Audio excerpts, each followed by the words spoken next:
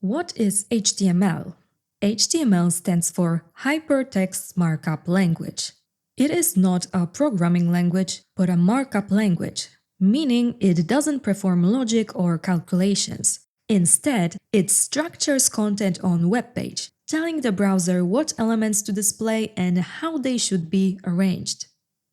HTML is made up of tags, which define elements on web page. Each tag has a specific role, such as displaying headings, paragraphs, links, images, or forms. Here are basic rules of HTML. Tags are enclosed in angle brackets. Most tags come in pairs, an opening tag to start the element and a closing tag to end it. The closing tag includes a slash at the beginning to indicate where the element stops. HTML documents follow a hierarchical structure, meaning elements can be nested inside each other to create a meaningful layout. The latest standard of HTML is HTML5.